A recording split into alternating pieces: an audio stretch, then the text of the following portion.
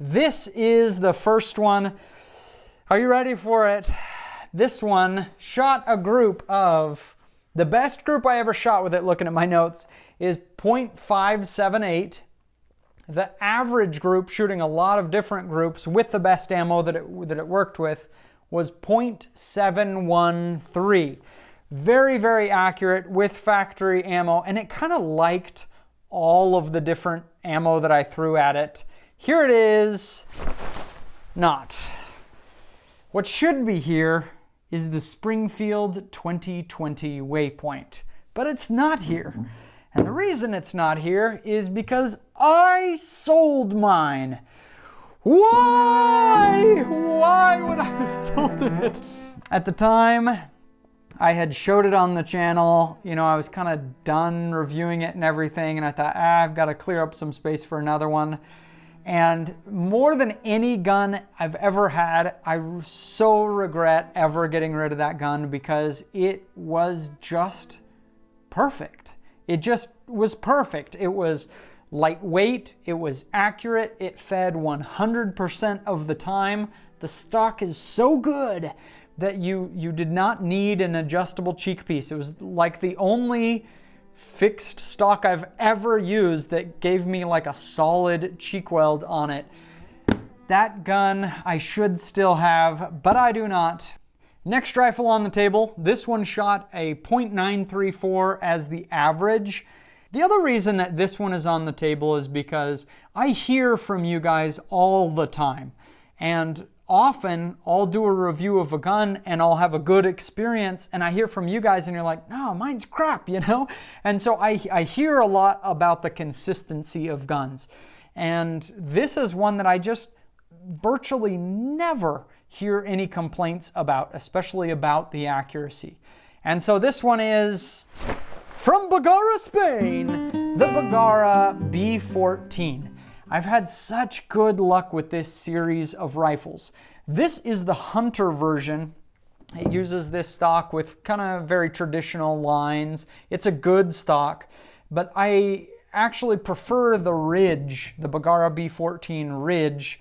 An interesting thing about the accuracy of these rifles is they're using button barreling, but you can't argue with the results. In fact, you're going to hear the word Bergara several times on this list because I've just had really good results from the Bergara rifles that I have reviewed. Next one on the list is a return to sanity in the hunting world. Here it is. This is a hunting backpack from Tidewe, who is today's sponsor of the Backfire YouTube channel.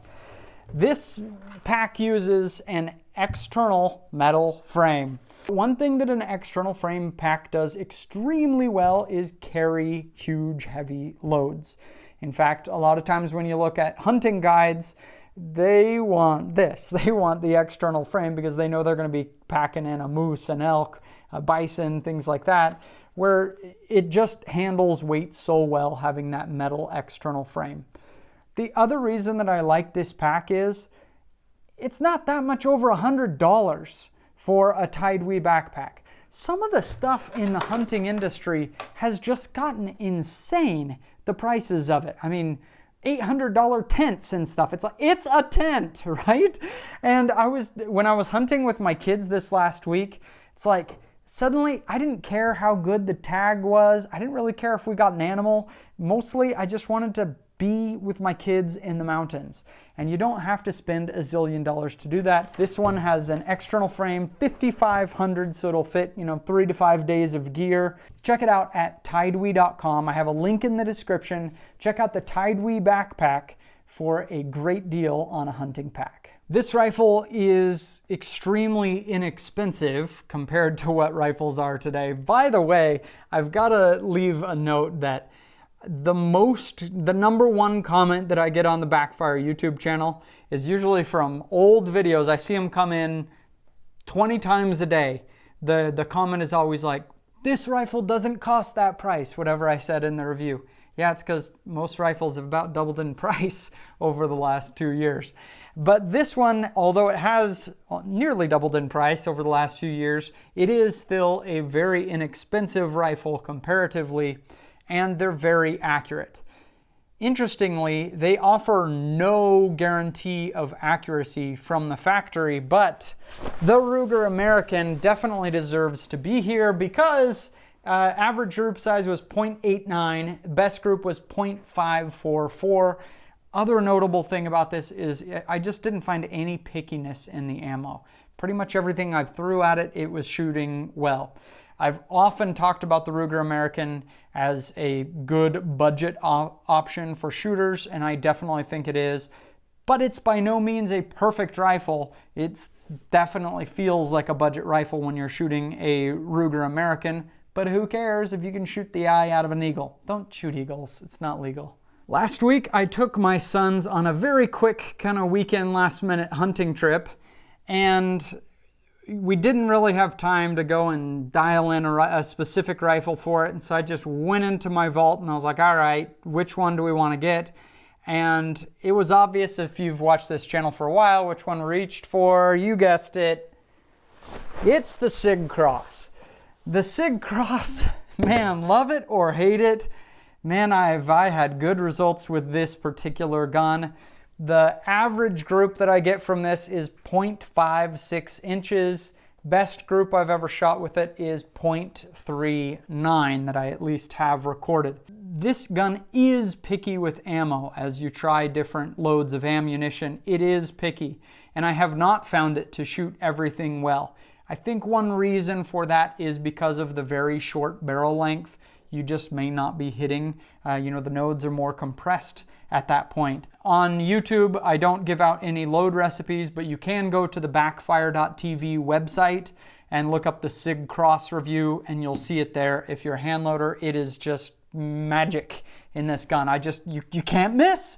In fact, my 11-year-old son, while we were hunting, we weren't seeing any deer, nothing. We were looking down, like super steep down on this mountain lake. We were probably 200 yards up, just on the edge of a cliff, looking down on this high mountain lake. And I said, hey, I bet you couldn't hit that lily pad down there.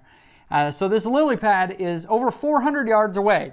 Lily pad, it's not that big, right? And my son sets up, by the way, if you haven't checked out the Wiser Precision Quick Sticks, they are awesome. The first time I used it, basically it just clips onto your trekking pole, and then it just turns your trekking pole into shooting sticks. It's a simple little device. You attach it once to your trekking poles, and then it just stays on there permanently. That's awesome. That's kind of a permanent piece of my hunting setup from now on. I was impressed by how stable we could get.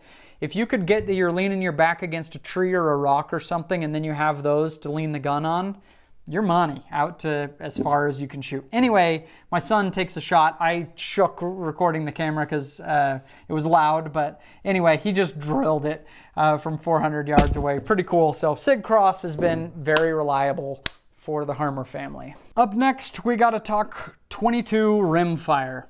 So I love shooting rimfire. My son Ruger and I, we go shoot the NRL 22 competition every second Saturday of the month.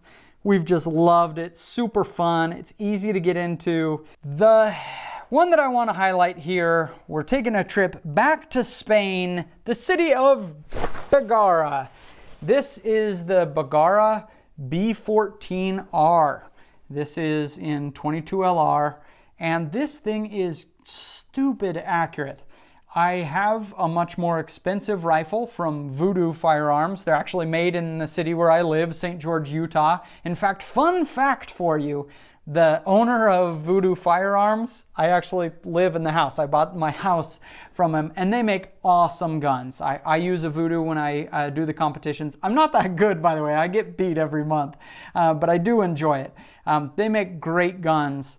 But I really want to highlight this guy, the Bergara B14R, because in terms of accuracy, this thing totally hangs in there with much more expensive rifles on whether you're shooting competition or just varmints or just you want to have a good 22. Man, this Bergara B14R is awesome. It's using the same stock as the Bergara HMR. It's very rigid, obviously has your adjustable cheek piece, adjustable length of pole. It's designed for, precision. I just wish it had a little piece of ARCA down the bottom, but you can obviously add one very easily there. It has a nice solid magazine. And man, in terms of groups, when you're shooting this thing at 50, 100 yards, it's incredibly impressive. So the Bergara B14R absolutely deserves a place on this list. The next rifle I also don't have anymore. It is the Weatherby Vanguard that I've reviewed previously on this channel. Average group was 0.76 and best group was 0.71, so 3/4 MOA. Very, very reliable, good stock. But that's not the most accurate rifle that Weatherby makes. It's just the only one that I've ever owned and reviewed. According to Weatherby from their podcast, they said their most accurate ever was a 180 grain Hornady Interbond bullet in a 300 Weatherby Mark V carbon mark. That was their most accurate rifle and load combination. Weatherby makes some great rifles. I haven't reviewed a ton of them, but they do make some really good stuff. This one is really crazy accurate. The average group I got was 0.413. 413!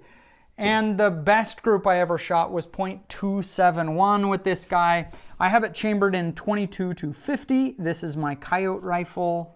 And we're going back to Spain. That's right. Yet another Bergara rifle. This is not an ad for Bergara. Just they've done really well for me. This is the Bergara Premier Approach rifle. The stock feels like concrete. I believe this is from Grabo Industries. I don't like how it looks at all. It looks like somebody just spray painted and then just vomited some black stuff on it. But I don't know. This gun just feels so European to me. It's like thick, chunky, super muted. It feels very European, but it's crazy accurate. I haven't yet tried Bergara's new rifles for this year that I showed you at SHOT Show. That was the MG Light and the Divide, I believe. I haven't yet tried those. Those feel a little bit more American, a little, lighter weight, modern stock lines kind of thing. So this is their premier line, their highest end of rifles. And you just cannot miss. It's like, you don't just aim for the heart of the Coyote. You pick which ventricle you want the bullet to enter in. It's just super accurate. Another rifle that I do not have anymore is the Savage 110 Ultralight. I tested it in 270 Winchester. That gun is really cool because it's using a proof research barrel. Now, proof research barrels, just if you were to just get just the barrel, would cost like 3/4 of the price of that total rifle. And so it shoots really, really well because it's using a very premium carbon fiber wrapped barrel. And I had awesome results for it. My groups were 0.67 inches and the best was 0.58. Close to a half-minute gun. What a lot of people have said about that gun over time is it feels like it's a $1,000 barrel with a $500 gun attached to it. And I don't know if I disagree with that. The plastic magazine and the plastic magazine housing are really not good. The Savage AccuTrigger is pretty long on the tooth at this point, I think. But it's a very, very accurate gun. It's lightweight. They look cool. This gun, I've had very consistent 3/4 MOA groups. It's not picky with ammo. It's just a very accurate, reliable gun. For this one, we go to the birthplace of my wife's favorite movie, by the way. If you've never seen Confessions of a Shopaholic, the movie's actually really funny. It's my wife's favorite movie. Anyway, they always talk about Finland on that movie. Hey, hey. Here it is, the Tikka T3X. This one happens to be the super light. The light is a little bit more common than this. It's a very accurate gun. Everybody knows that, Tikka is a platform that a lot of people will do a build on for good reason. It has an excellent action. You can hardly fault it for the price point of the gun. It's just, a Tikka is a very reliable choice, and I've had good results with mine. I thought I'd just throw in one bonus gun here. This one we're not going to talk about yet. It is another trip to Bergara, Spain, but it's not made by Bergara. It's not a centerfire rifle or a rimfire rifle. This one is something very, very different, and I'm going to show it to you in my next video. I've never owned a gun like this, and it was extremely impressive. Check it out, next video on Backfire. I'm going to show you the last video on this list. Not trying to be weird with the cliffhanger, but it just doesn't fit with the rest of these because it's so different. We'll see you in the next video.